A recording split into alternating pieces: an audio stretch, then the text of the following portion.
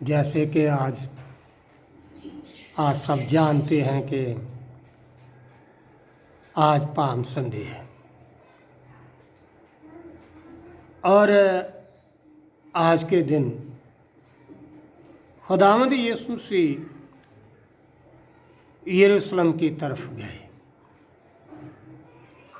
एक बड़े ख़ास काम के लिए, मतलब अपनी जान देने के लिए, दुनिया के उद्धार के लिए, मुक्ति के लिए। यही एक यीशु मसीह का यरूशलेम की तरफ जाने का बड़ा ख़ास मकसद था। उसका चाहे यरूशलेम की तरफ जाना और उसका स्वागत, और हम ये कहें कि लोगों के नारे लगाने, ये सब कुछ नबियों की मार्फत था। नबियों की किताबों में सारी बातें लिखी। कौन सी ऐसी बात है जो खुदावंद यीशु मसीह की ज़िंदगी में पूरी नहीं हुई? चाहे 30 रुपये के बेचने के लिए था, चाहे कि उसके कपड़ों पर लॉटरी डालने के लिए था, चाहे यहूदा के लिए पकड़वाने के लिए था, कुछ भी था। यहाँ तक कि कलमे भी हम ये कहें उनके विषय में भी बाइबल में लिखा, हर कलमा बाइबल में पहले से पुराने नियम में लिखा। मतलब खुदावंद यीशु मसीह का जाना, ये सब कुछ नबियों के वसीले से था, पहले से ये सब कुछ बताया हुआ था। पर हम ये देखें कि कितना स्वागत हुआ खुदावंद यीशु मसीह का जब वो यरूशलेम की तरफ गए। लोगों ने अपने कपड़े बिछाए रास्ते में, लोगों ने खजूरों की डालियाँ जो थी वो हिलाई और वो बड़ी शाउटिंग कर रहे थे, बड़े हम ये कहें जोर जोर से बोल रहे थे, नारे लगा रहे थे। और वो नारा था होशन्ना का, होशन्ना। इसका मतलब ये है, हमें बचाओ, हमें बचाओ, हमारी मदद करो। ये उनके नारे थे। पर मैं आपको बताना चाहता हूँ कि ये जो नारा उन्होंने लगाया होशन्ना का बड़ी खुशी के साथ, वो खुदावंद यीशु मसीह के बारे में, उसके विषय में अच्छी तरह से नहीं समझते थे कि हमें बचाओ। उनके दिमाग में क्या था? ये सबसे पहली बड़ी बात ये है कि उनके दिमाग में यही एक बड़ी बात थी कि खुदावंद यीशु मसीह अपनी हुकूमत यरूशलेम में जाकर डिक्लेयर करेगा। वो अपने आप को राजा घोषित करेगा, क्योंकि उसके जैसा कोई बोलने वाला भी नहीं था, कोई उसका मुकाबला नहीं कर सकता था। धार्मिक मामले में भी फरीसी शास्त्री, वो कोई भी उसका सामना नहीं कर सकता था। फिर उसकी ज़िंदगी ऐसी थी जिसने बड़े बड़े मौजे किए, बड़े बड़े मौजे ने भी लोगों को बड़ा प्रभावित किया हुआ था। लोग जो सोचते थे कि यही है वो मसीह, यही है वो राजों का राजा, यही है वो राजा जो अपनी हुकूमत फिर से बहाल करेगा, रोम से हुकूमत छीन का फिर इसराइल को वापस दे देगा। तो वो ये समझते थे कि इससे बढ़कर और कोई मसीह क्या हो सकता, और इसी में हमारी खुशी है। खुशी में वो नारे लगा रहे थे, हमें बचाओ, होशन्ना है, और साथ में कह रहे मुबारक है इब्ने दाऊद जो प्रभु के खुदा के नाम से आता है। मुबारक है वो इब्ने दाऊद, मतलब क्योंकि यीशु मसीह दाऊद के ख़ानदान में से था। नबूवतें ये भी थी कि दाऊद के ख़ानदान में से वो मसीह होगा, राजों का राजा होगा। तो इसलिए उन्होंने ऐसे नारे लगाए। पर उनके दिमाग में एक गलत बात थी, वो खुदावंद यीशु मसीह को सही तरह से समझ नहीं पाया। वो एक सियासी राजा या ज़मीन के राजे, ताकि उसको हम ये कहें उसको मुकर्रर करना चाहते थे, उसकी हदबंदी रखना चाहते थे। पर यीशु मसीह ऐसा राजा नहीं था। वो ऐसा राजा था जिसका इख्तियार जमीन पर नहीं बल्कि आसमान तक भी है। बड़ा राजा था, राजाओं का राजा, जमीन और आसमान का इख्तियार रखने वाला राजा था। और उसकी जो हुकूमत जो बहाल होनी थी आने वाले समय में, वो सिर्फ ज़मीन पर नहीं बल्कि आसमान तक भी उसकी हुकूमत होनी थी। पर वो यीशु मसीह के विषय में सही तरह से नहीं समझे और इसलिए उन लोगों ने नारे लगाए खुशी से, अब हमारा राज जो दुनियावी राज है वो फिर से बाहर हो जाएगा। पर दूसरी बड़ी बात ये है कि यीशु मसीह तो वहाँ पर जो गए वो सिर्फ अपना जीवन बलिदान देने के लिए गए। जैसा कि आपने यशायाह 53 में समझा पढ़ा, उसके मार खाने से हम अच्छे हुए और उसकी कुर्बानी से लिखा है कि वो बहुत से लोगों को मेरा दास मेरा बंदा धर्मी ठहराएगा। उन लोगों को धर्मी ठहराने के लिए आए, यरूशलेम में अपनी जान देने के लिए आए। आप इब्रानियों का खत 9 बाब 22 आयत पढ़ें तो वहाँ पर लिखा बिन खून बहाए पाप की माफ़ी नहीं। खून बहाए के बिना पाप की माफ़ी नहीं। गुनाह का नतीजा मौत है। आप रोमियो का खत 6 बाब 23 आयत पढ़े, वहाँ पर लिखा पाप की मजदूरी तो मौत है। जो कानून खुदा ने बना दिया वो मुकर्रर रहता है, उसका और कोई इलाज नहीं। वो एक ही इलाज है, मौत। मौत, सजाए मौत। दुनिया सजावार थी क्योंकि दुनिया ने, इंसानों ने पाप किया था और पाप के हाथ में थे, सजा के लायक थे। पर उनके बदले में, पाप पूरी मानव जाति के गुनाहों के बदले में अपनी जान देने के लिए वो यरूशलेम की तरफ गए ताकि उन सब का बोझ अपने ऊपर ले लें। वो अपना जीवन बलिदान देने के लिए गए। तो यही बड़ा मकसद था खुदावंद यीशु मसीह का यरूशलेम की तरफ जाने का, और कोई तरीका नहीं रह गया था। अगर कोई तरीका होता तो यीशु मसीह को आने की ज़रूरत ही क्या थी? क्या नबी कम थे? क्या मूसा की शरीयत नहीं थी? क्या तालीम नहीं थी? तालीम भी सब कुछ थी। पर जब शरीयत कमज़ोर पड़ गई, व्यवस्था कमज़ोर पड़ गई और बाकी कोई तालीमें काम में नहीं आ सकी, तब खुदा में यीशु मसीह का इस दुनिया में आना हुआ। और वो आए इसीलिए थे अपना जीवन बलिदान दें सबके गुनाहों के लिए। और आप जानते हैं यूहन्ना की इंजील 3 बाब 16 आयत में क्या लिखा है? खुदा ने दुनिया से ऐसी मोहब्बत की कि उसने अपना प्यारा और इकलौता बेटा खुदा में यीशु मसीह बख्श दिया ताकि जो भी को उस पर ईमान लाए वो हलाक न हो बल्कि हमेशा की ज़िंदगी पाए। उसने अपना बेटा दे दिया बलिदान होने के लिए, खून बहाने के लिए। इसलिए उसने अपना बेटा दिया क्योंकि रास्ता एक यही रह गया। तो वो अब यरूशलेम की तरफ जो गए आज के दिन, पाम संडे के दिन, तो अपना जीवन बलिदान देने के लिए गए, अपनी कुर्बानी देने के लिए गए, मेरे और आपके लिए, तमाम पापियों के लिए। और तीसरी बात, ये बड़ी बात ये है कि यही हम ये कहें, ये एक कामिल कुर्बानी थी। कामिल कुर्बानी, वह पहले की तरह कुर्बानी की तरह नहीं है। कामिल कुर्बानी, ऐसी कुर्बानी की ज़रूरत थी जो बिल्कुल मुकम्मल हो, फिर दोबारा कभी बलिदान देना न पड़े।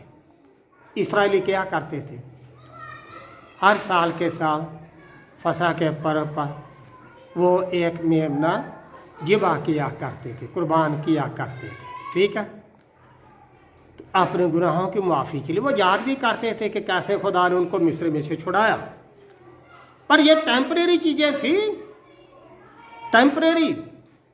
हमें ये नहीं कि वो उसमें वो रुक सके, बिल्कुल नहीं।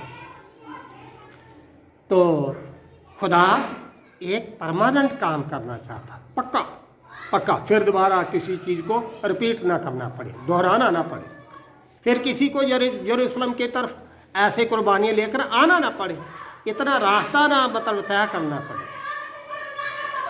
तो कामल कुर्बानी की ज़रूरत थी, अब भेड़ों की कुर्बानी की ज़रूरत नहीं थी, या और जानवरों की कुर्बानी की ज़रूरत नहीं थी। आप ज़बूर 40 में देखें तो वहाँ पर खुदावंद यीशु मसीह क्या कहते हैं, खुदा क्या कहता है, ज़बूर लिखने वाला दाऊद क्या कहता है, अगर खुदावंद तू बलिदान तू मांगता तो वो मैं देता है, तू बलिदान से खुश नहीं होता, देख मैं आया हूँ अपना बलिदान देने के लिए, मैं आया हूँ मैं। और ये दाऊद ने पहले से लिख दिया, कहता है इनसे छुटकारा नहीं, मैं अपना बलिदान देने के लिए आया, ये 40 ज़बूर में लिखा हुआ। पर हम ये देखें कि यीशु मसीह ये एक कामल कुर्बानी देने के लिए वहाँ पर गए, जानवरों को नहीं, उनसे छुटकारा हो नहीं सकता था, ये दोबारा दोबारा चलती रहती थी।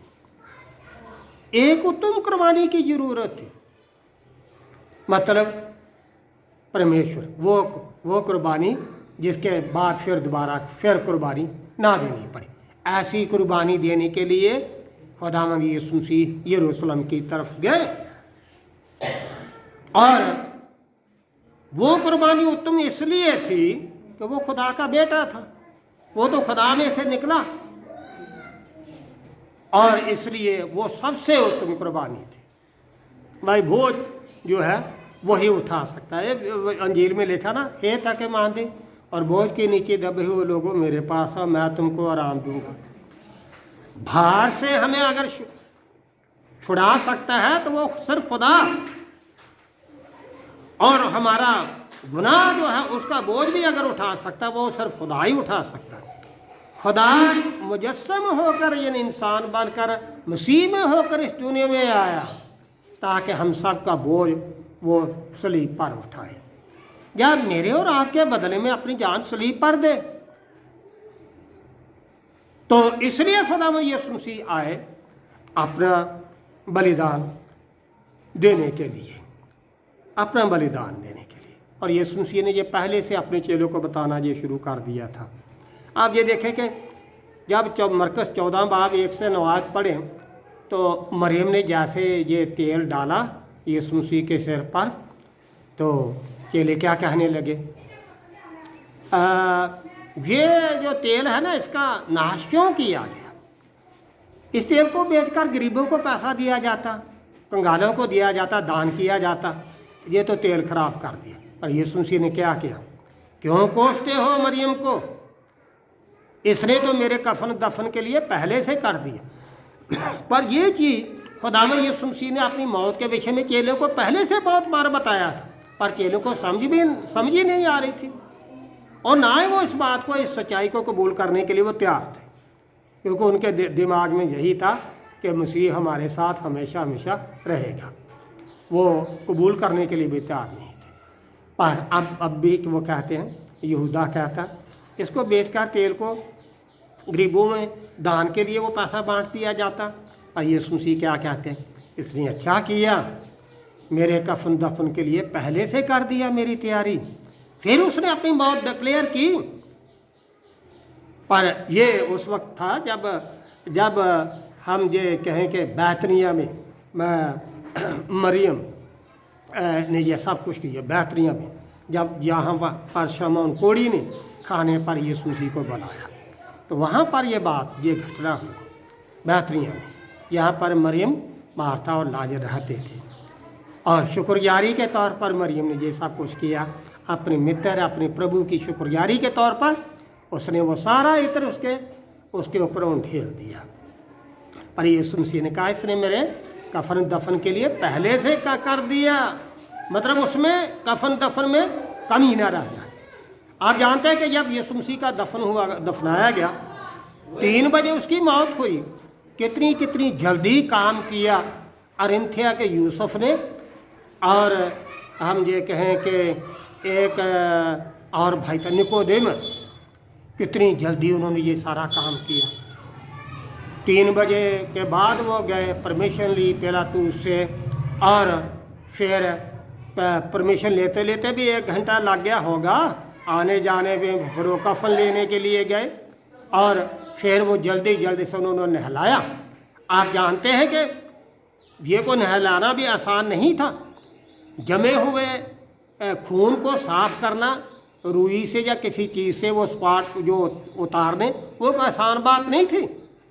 आज हम 10-15 मिनट में 20 मिनट में किसी को नहला देते हैं, पर यीशु मसीह को नहलाना कोई आसान बात नहीं थी, क्योंकि वो 6 घंटे सलीब पर रहा।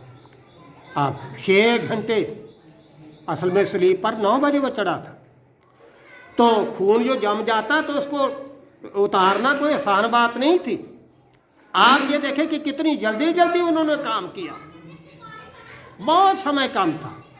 तो इसलिए हम ये देखें कि इतनी तैयारी से हम ये कहें कि उसका हो सकता है कि कफन दफन ना नहीं हुआ हो, या मसाले इतने ना लगाए हो। इसीलिए तो वो मरियम मगदलीनी गई अपने और बहनों को लेकर कब्र पर वो मसाले लगाने के लिए, ताकि वो कमी पूरी हो जाए। पर यहाँ पर यीशु मसीह क्या कहते हैं? कहते हैं इसने मेरे कफन दफन के लिए पहले से कर दिया, क्यों उसको कोसते हो? मतलब मेरा कहने का मतलब यह, यीशु मसीह ने अपनी मौत के विषय में पहले ये बता दिया था। तो पर चेलों को किसी को ये बातें समझ में नहीं आ रही थी, पर वो गए अपना जीवन बलिदान करने के लिए। और हम ये देखें कि वो उसका ये बलिदान, आखिरी बात है, ये हैकल में नहीं, लोग कहाँ जाते थे कुर्बानी दे अपना बलिदान लेकर? यरूशलेम के गिरजे में, है यरूशलेम के गिरजे में। पर यीशु मसीह कहाँ गए? वो इंसानों को बनाए हुए गिरजे में नहीं गए अपना बलिदान लेकर, बल्कि अपने ही लहू के द्वारा वो आसमानी गिरजे में, खुदा के घर में, वो अपना लहू आप ही लेकर गए। क्योंकि वो याजकों का महायाजक भी था, महायाजक भी था, सब कुछ था, खुदा भी था, बेटा भी था, सब कुछ था। पर वो बलिदान उसने, हम ये कहें कि अपना खून सिर्फ वहीं पर नहीं बहाया, बल्कि अपना खून आप लेकर वो खुदा के असली गिरजे में गए, आसमान पर। ये आखिरी बात मैं आपको समझाता हूँ। अपने ही लहू के द्वारा वो आसमानी चर्च में गए, ताकि वो कुर्बानी मंजूर हो और वो आखिरी कुर्बानी हो। फिर दुनिया के वो, फिर ये कुर्बानी, ये सारी चीज़ें ये बाकी रह ना जाए, तो उसने कामल कुर्बानी दी। तो मैं ज़्यादा नहीं कहूँगा। हम खुदा का शुक्र करते हैं कि खुदावंद यीशु मसीह यरूशलेम की जो तरफ गए, तो वे कामल कुर्बानी देने के लिए गए, अपना जीवन बलिदान देने के लिए गए, ताकि मेरे और आप सबके गुनाहों का, हम उससे, उसका गुनाहों से उद्धार हो सके, और उस पाप के बोझ से मेरा और आप सबका और तमाम मानव जाति का छुटकारा हो सके। पर हम प्रभु का धन्यवाद करते हैं, जो बड़ी तैयारी के साथ गए, बड़ी कमजोरी के साथ नहीं, बड़ी हिम्मत के साथ। वो सब कुछ जानते थे और इसीलिए वो बड़ी तैयारी के साथ गए, और आखिरी वक्त तक वो बड़े मजबूत रहे। यहाँ तक कि रोटी खाते समय भी अपने चेलों के साथ उस वक्त भी वो बड़े मजबूत थे, बड़े तगड़े थे वो। तो पर ये सब कुछ उसने मेरे और आपके गुनाहों के बदले में ये सब कुछ किया, ताकि मेरा और आप सबका छुटकारा हो। हम इन सब बातों के लिए प्रभु का धन्यवाद करें कि जिसने बड़ी हिम्मत से ये सारा काम किया और स्व इच्छा से किया, खुशी से किया, ताकि अपनी बाप की मर्जी को वह यरूशलेम में पूरा करें और सारी दुनिया का उद्धार करें, मुक्ति करें। खुदावंद आप लोगों को बहुत बरकत दे। आमीन।